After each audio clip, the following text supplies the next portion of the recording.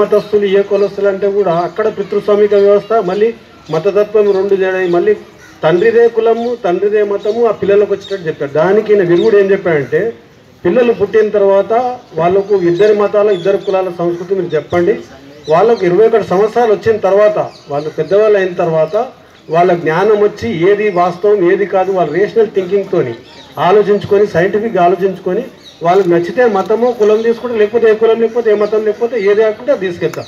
ఇది అమైద్ అల్వాది గారు చెప్పిన సూచన అనమాట. కాబట్టి మనం మా కులాంతర మతాంతరాలు చేసుకోగానే అక్కడ సమస్య అంతం కాదండి, దాని తర్వాత అసలు సమస్య ప్రారంభమవుతాయి.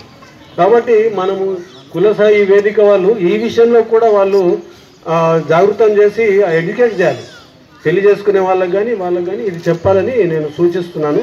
అలాగే అమిత్ అల్వాయి గారు ఇంకొక ప్రధానమైన విషయం చెప్పారు. అంటే ఆయన ఏమన్నారంటే, భారతదేశంలో మన దేశంలో మతతత్వం పెరగడానికి ప్రధానమైన కారణం ఏంటంటే, మతత్వం అనేది హిందూ మతత్వం ముస్లిం మతత్వం రెండు పరస్పరం ఒకదాని మీద ఒక ఆధారపడి ఉంటాయి.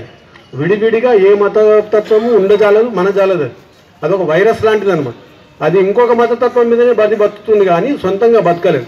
కాబట్టి మనం మతతత్వ వ్యతిరేకంగా పోరాటం చేయాలంటే అన్ని రకాల మతతత్వం మీద పోరాటం చేయాలి, కానీ ఒక మతత్వం మంచిది ఒక మతత్వం చెడ్డది అని చేస్తే అది ఎప్పటికీ సక్సెస్ కాదు. మూడోది ప్రధానమైన ఏంటంటే సైంటిఫిక్ టెంపరమెంట్ ఉండాలని చెప్పాడండి. ఇది చాలా ముఖ్యమైన విషయం. చాలామంది అమిత్ అల్వాయి ఏం చెప్పుకుంటారంటే, ఆయన ఏదో చెప్పారు సంఘ సంస్కృతి అనుకుంటారు, రెవల్యూషనరీ థింకర్ ఆయన. కేవలము మతాలు కులాలనే కాకుండా వీటి పునాదులేంటి, మనిషికి రేషనల్ థింకింగ్ ఉండాలని చెప్పారు. రేషనల్ థింకింగ్ పెద్దాన్ని ప్రశ్నించండి. సత్యశోధక్ మండలి అనేది కూడా ఆ పేరులోనే ఉన్నదన్నమాట. మనిషి సత్యాన్ని అన్వేషించాలి. సత్యం ఇదివరకే తెలిసిపోయి అన్ని వేదాల్లోనూ ఖురాన్లోనూ మత గ్రంథాల్లోనే కాకుండా ఉంటే ఉండొచ్చు, అందులో మంచిని మనం గ్రహించాలి, చెడుని తీసేయాలి. ఇది అమైద్ అల్వాయి చెప్పింది, ఇదే ఈ పుస్తకంలో ఉన్నది. థ్యాంక్ యూ అండి, ధన్యవాదాలు.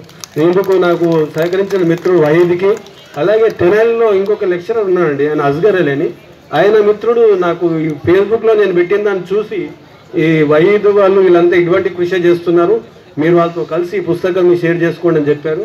ఇమ్మీడియట్గా మిత్రుడు వహీద్ నా కాంటాక్ట్లోకి వచ్చి మేము కూడా ఇదే భావజాలంతో ఉన్నాం, మీరు రండి అని ఆహ్వానించారు. ప్రత్యేక ధన్యవాదాలు.